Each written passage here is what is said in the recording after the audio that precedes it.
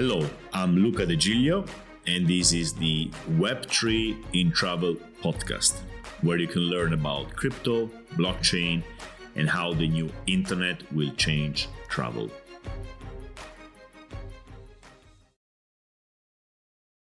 In this episode, we will talk about platforms versus protocol. So what is a platform? A platform is something like Facebook, Booking.com, Airbnb, Instagram, Amazon, Google, or many others. You get the point here. A platform is something you can do stuff on top of. In that sense, it's a platform. You can do activities. It's not something you can just look at or read. You can actually build stuff. You can interact with people, etc. So in my definition for this episode of platform, I mean a place where you can basically work.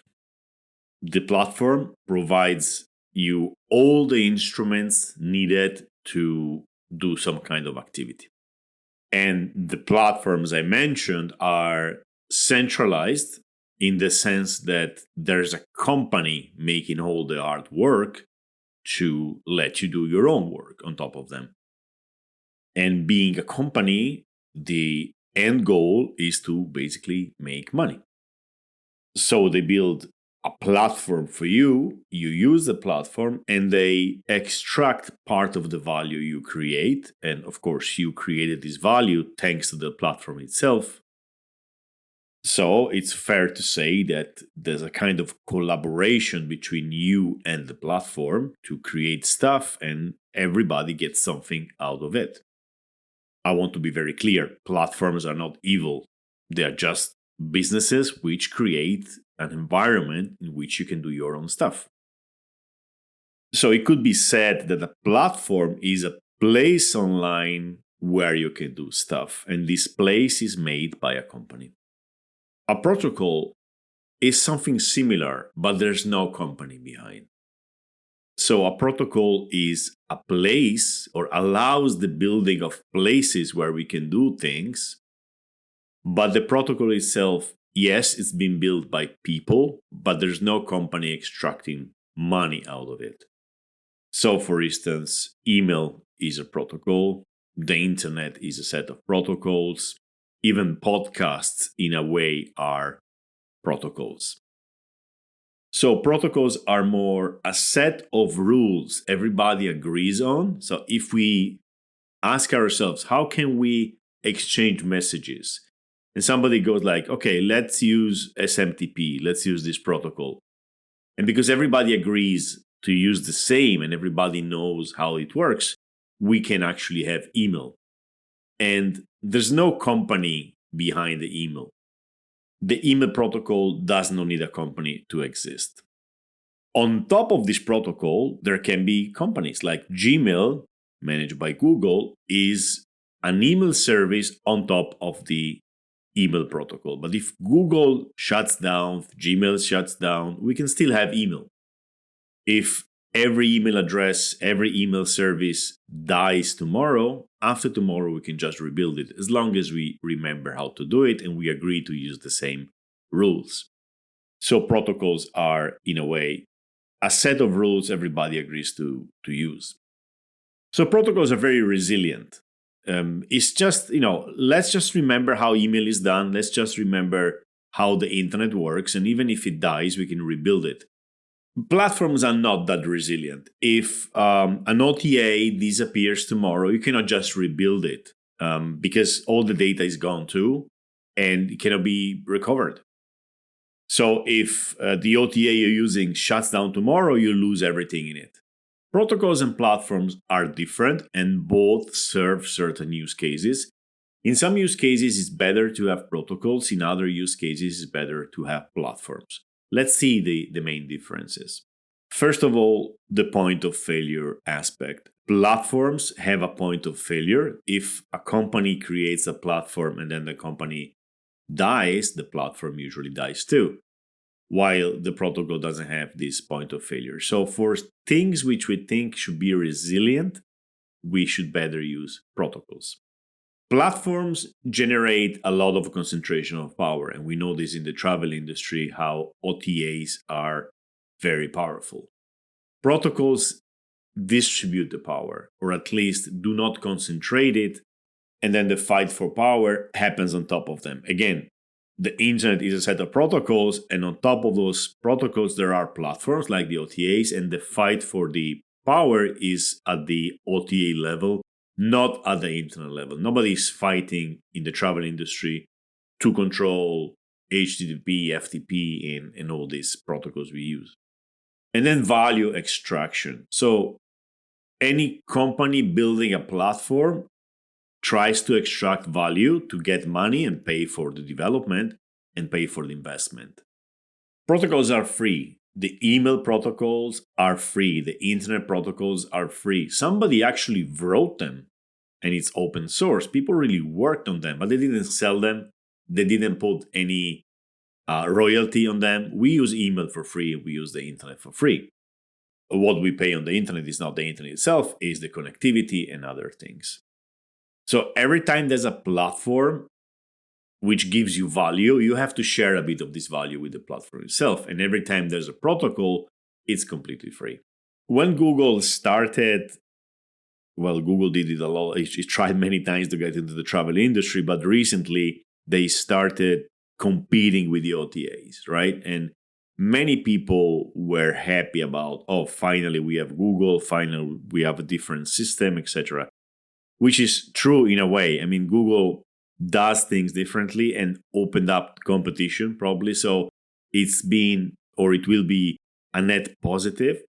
But we have to remember, Google is still a platform. So Google will find a way to make money out of this. Yeah, they may not charge commissions, but they're going to use the data and sell the data, etc. And they are going to have power over their users as much as the OTAs have power over the users.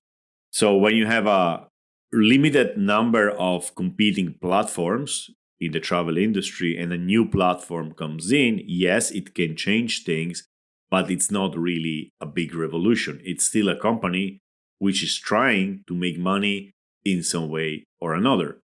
The value extraction element is still there. Another main difference is that platforms are centralized and protocols are decentralized. So Web3 is a set of protocols. Cryptocurrencies are protocols. That's why they are decentralized. Or to be more correct, that's why they can be decentralized. There are plenty of not decentralized cryptocurrencies or Web3 projects. But a network like Bitcoin or Ethereum is decentralized. And again, let's be clear, nothing is really decentralized 100%, but they are mostly decentralized and they are on that end of the spectrum. So if protocols are decentralized and cheaper and they don't have control over us, why don't we use protocols everywhere? Well, because protocols are not efficient as platforms. Think about the email. Email is decentralized, but maybe it's not the best way to communicate in every case. In some cases, instant messaging is much better, and instant messaging is mostly provided by platforms, by centralized companies.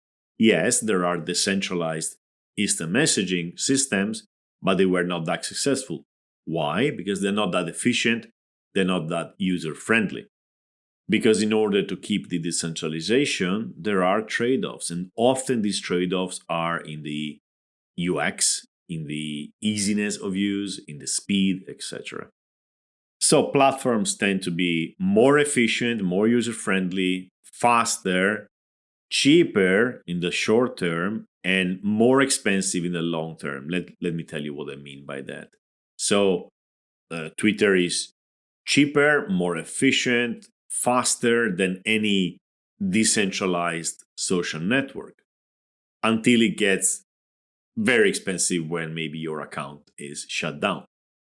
So deplatforming is that event, hopefully rare, even if it's getting in general more common, where you realize that it was free, but now you're paying the ultimate price.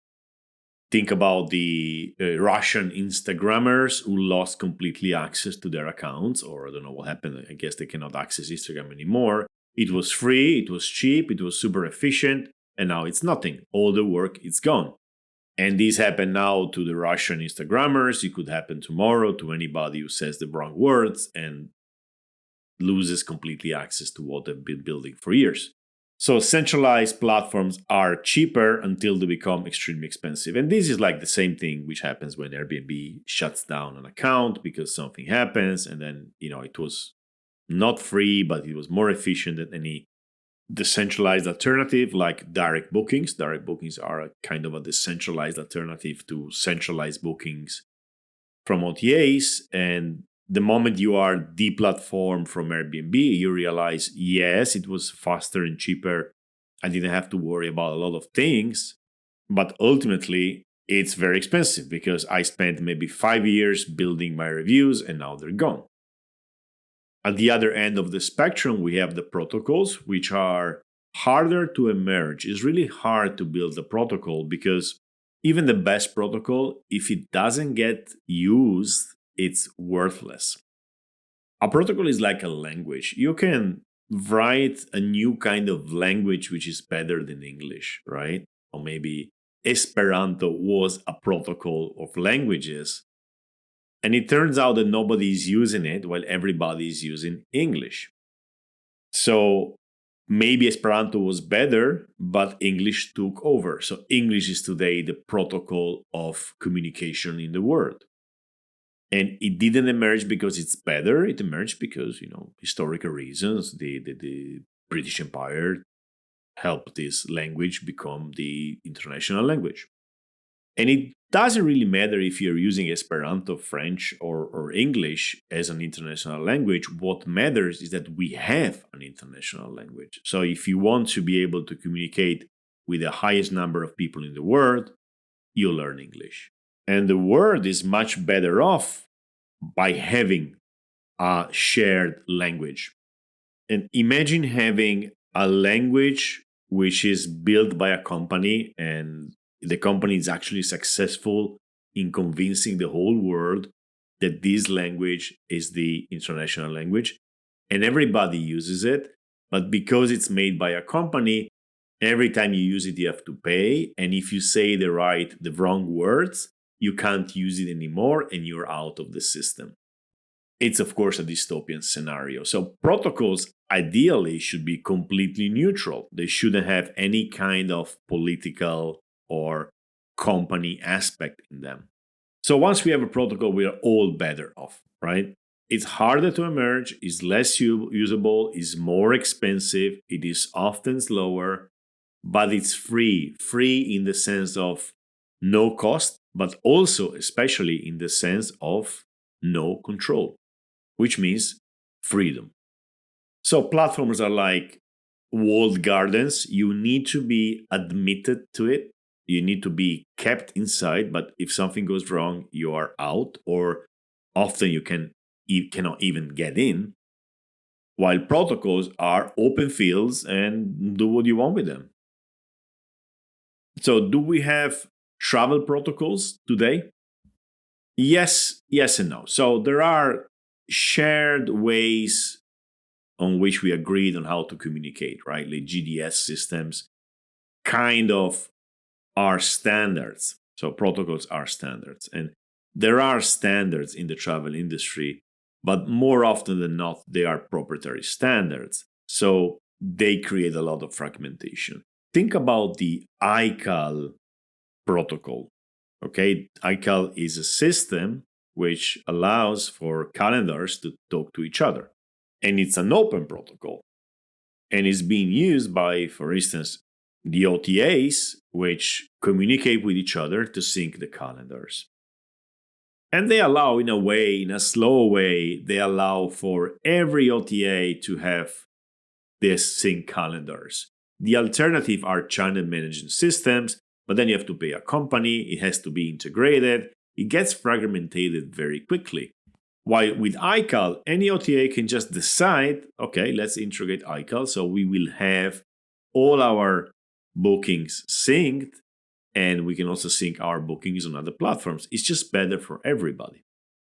But we don't have many protocols because the whole travel industry is made by companies, and each company tries to keep the data silo, right? So why am I talking about this in the context of Web3? Because Web3 is basically the internet saying, okay, let's make more protocols. Let's use protocols for more things which today are solved by companies. Let's solve them at the internet layer level, which means let's make things free, open, and reliable and resilient. For instance, NFTs are a protocol which can be used for bookings. It's not been invented for the travel industry, it's been invented as a primitive, but the travel industry can take this protocol and say, okay, let's consider bookings now NFTs, and let's use this open system to transfer the value of the bookings themselves. And this opens an enormous number of use cases. So if NFTs become a shared way to use bookings, the whole travel industry completely changes at the very core level. And we talked about NFTs a lot. So my question is, and it's a question nobody can answer, will we actually build travel-specific protocols? I mean, will we see a problem and try to build a protocol everybody agrees on? This has not happened in the travel industry for a long time. Again, because the whole Web2 is a corporative environment in which nobody actually wants to agree on anything. But with Web3, we will see, I'm pretty sure about this, new protocols emerge. And sometimes these protocols will be travel specific. A few examples. We may want to have non-transferable NFTs. Like somebody may say, yeah, I like NFTs as bookings, but because I manage a kind of accommodation which requires to have the same person who booked to come at the place, I want to use non-transferable NFTs. So you can buy the NFT as a booking, but you cannot transfer it. So you cannot go on the secondary market. Or we may need NFTs which represent bookings, which can be transferred only until a week before the actual booking. Or maybe we want NFTs which can be transferred only from 7 days before the booking, for any reason. Or maybe we're going to need some specific kind of NFT which includes on-chain the dates of the booking. We don't have these NFTs today. The NFT today doesn't have dates inside. You have to kind of attach them to the token, but we may build some new kind of token. And remember, NFTs are just tokens. So new kind of token which on-chain has the dates of the booking. And if someone builds it and everybody agrees to use it, then we have a new travel-specific protocol.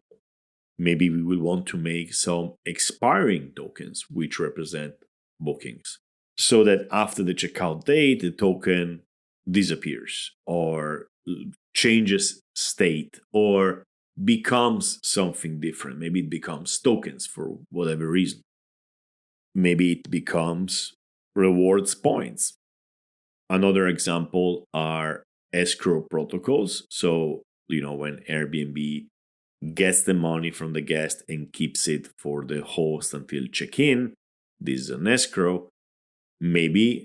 Probably we will see the emergence of escrow protocols in which you can have an escrow service without having to deal with a company which keeps the money for you, because everything is managed by smart contracts and a set of protocols. Maybe, hopefully, I would say reviews become a protocol. So when you leave a review, you're not leaving it on the OTA, you leave it on the internet, and it lives independently from the platform where you book from. In that case, reviews could be a new kind of token, which inside has also some text. Very expensive to do on chain. Maybe the text is going to be on a decentralized storage system like Filecoin or IPFS or Airwave or whatever comes out. But having the reviews on the internet instead of on a company, that could be a really good advance, because then new OTAs and new systems can actually use and display those reviews connected to the person who wrote the review and connected to the listing or the business which received the review. And the question is, are we simply going to use what crypto is building? Because crypto is building these kind of primitives for kind of itself, thinking about maybe DeFi, thinking about NFTs. But we will build some specific new kinds of, I call them tokens, but if they're new, they're probably going to be something else, which solve specific problems that we have. Like, how do we represent reviews? Are these going to be NFTs? Okay, maybe. Or do we need something different or a new kind of NFT? You know how tokens are called ERC20s? So, what is ERC20? Well, this is Ethereum request for comment. ERC, Ethereum request for comments. So, the ERC20, and 20 is the number of the request. So, the ERC20 tokens that we use and are worth billions of dollars were born as a request for comments. So somebody made a request for comment for a token and people started using it. I don't know the exact process it went through, but it was a request for a standard and the standard picked up and now we have a standard for tokens. ERC 721 is a later request for comment for NFTs. Someone said, okay, a token but representing one thing. And it's being picked up by the network, and now we have NFTs. And then somebody said ERC 1155, NFTs, but multiple. Okay. People liked it, people started to use it, and now we have this kind of NFTs. Someone will say ERC, whatever number, 4 reviews. And if it picks up, then we have a travel native new primitive, 4 reviews. Is it going to happen? I don't know, but I think we are going to see travel specific and, of course, vertical specific for other industry requests for comment on the Ethereum network. Or maybe we go farther. Maybe somebody will spin up a travel specific blockchain. Maybe Ethereum is too expensive for travel. Maybe other blockchains are overused by other verticals. We want a travel specific blockchain which is optimized for the travel industry. Or maybe we're going to have specific blockchains optimized for only reviews or only escrow or only listings and etc. etc. Whatever happens, I think we can safely bet that we are going to have a lot of protocols in the travel industry, and every protocol eats away a little bit of the power of the platforms. What before was made by companies now is made by the network. What before was a service from a company and a platform, now it's a service provided by the internet itself. The tension here is not between companies and crypto, is between companies and the internet. In the same way as before, for a phone call, you had to pay a company, and today, for a phone call, you're basically using the internet for free. This is the trend, and this is the direction we are going to. You can place yourself in the travel industry in a very innovative position in which you are the one who actually proposes a new protocol, or you can go a bit more down the line and say, okay, I'm going to be ready to experiment and use these new protocols as soon as they come out, or even farther down the line and say, okay, I'm going to use them when they're mainstream. So an image I have here is the internet growing and the companies receding a little bit and accepting that the internet is just bigger than them and giving away some things they do today. Like Airbnb is very strong on the escrow. A long time from now, Airbnb won't do escrow anymore because escrow now is a protocol and is simply done by the internet itself. And in a way, this is a problem less for Airbnb. They don't have to worry about all that money anymore. It's managed by the internet. They can focus on improving other parts of their platforms. So as the internet keeps releasing into the wild solutions for everyone to use, companies will be able to focus more on the parts which the internet cannot do. And while the main trend in the last decades has been the digitalization of travel, which basically meant let's go from offline to online, the trend in the next decade is going to be the protocolization of travel, which means let's go from online to on-chain in a way. On-chain is not the best technical term, because on-chain basically means written on the blockchain, and we try to write as little as we can on the blockchain. Let's use on-chain in the sense of doing things through the blockchain. So what you can do if you want to innovate into this space is look at what we have today. All those companies and all those platforms providing valuable services to the travel industry, and ask yourself, okay, what parts of these businesses can be protocoled? What parts will be taken away from them and dealt by the internet, and what parts instead will stay with the company? And that helps you imagine the future, and it helps you also bet on what part of the business do. So let's say that Airbnb won't need anymore to deal with escrow and won't need to deal with reviews anymore because now the internet does it. Well, then maybe if you are Airbnb, you can focus on other aspects which the internet cannot do or won't be able to do for the next 50 years. While if you make the mistake of fighting this strong trend, you're probably going to waste a lot of energy in trying to stop something which cannot be stopped. If you are an individual, what you can do is to think, okay, I'm sure these parts will be made into protocols. I can work on making this happen. So I can launch a startup which makes reviews a protocol, which makes reviews a kind of new token. You can be a lone developer actually proposing a new standard. Once you understand these dynamics, well, then it's just a choice of where to go and start building things. Let's see how OTAs will go through this wave of innovation. So what do OTAs do, right?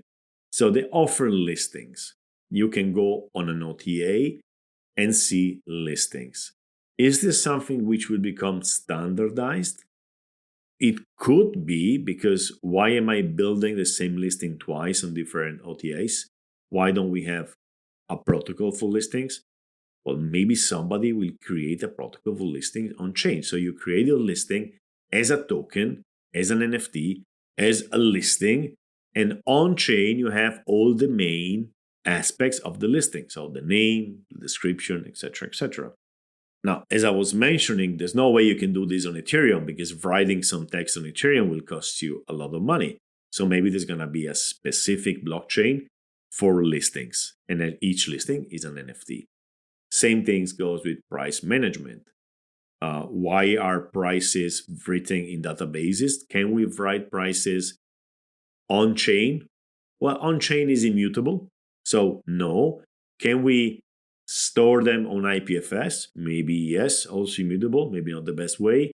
So are prices a part of the business of the travel industry which can be protocolized? Probably yes. Standardized? I'm sure this will be very useful. Can they go on chain? Maybe not, because they have to change all the time. Same goes for availability. Availability changes all the time. It's not something you want to put on a blockchain.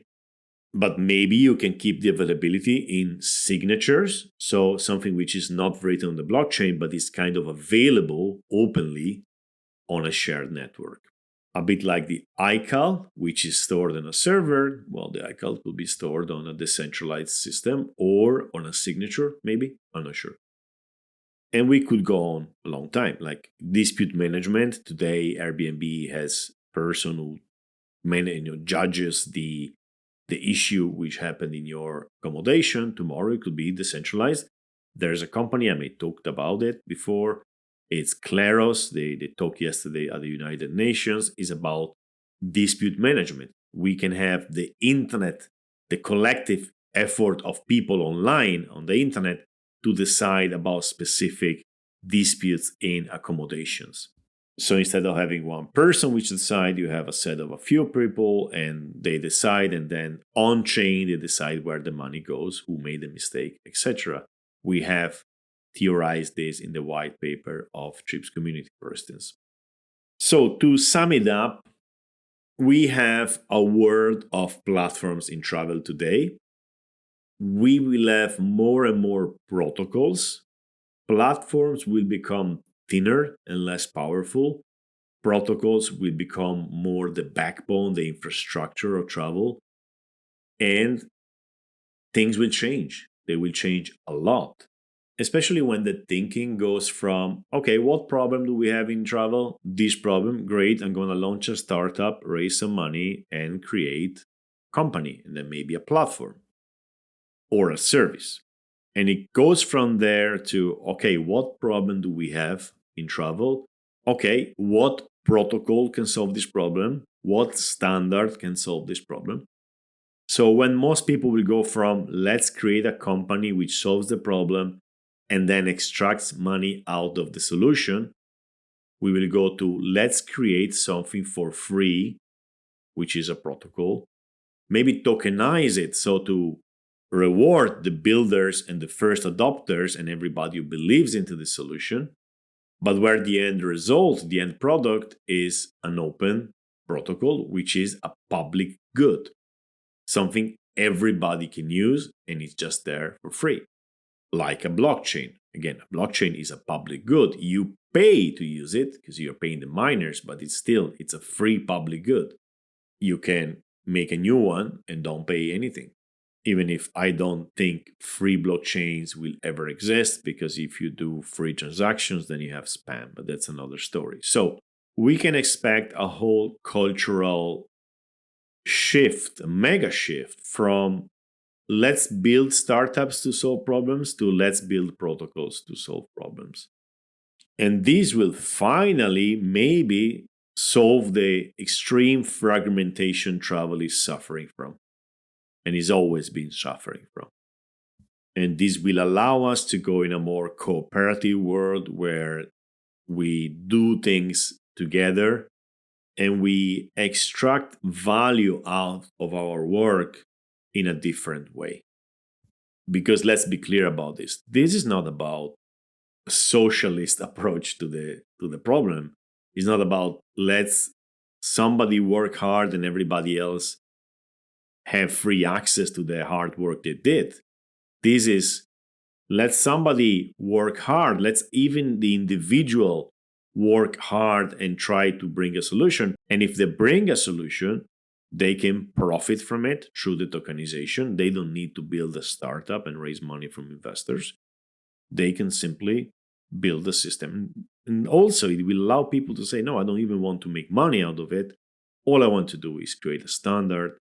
And because I need a standard to do my own things, right?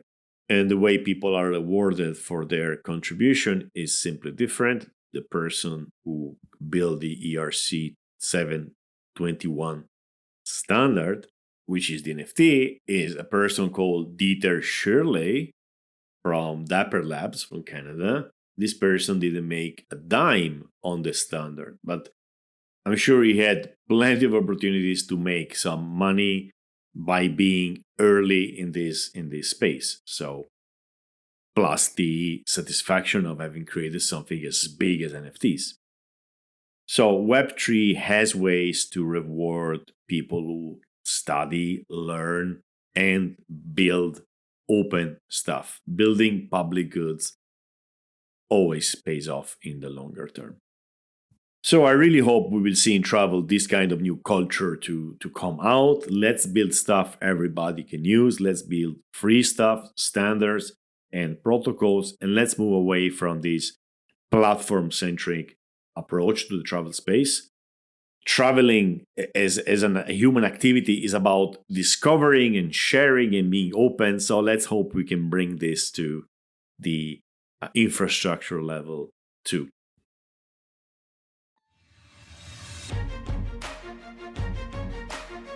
All right, this is the end of today's episode. I really hope you enjoyed it. For more insights on Web3, follow me on Twitter at tripluca, TRIPLUCA, and see you next time.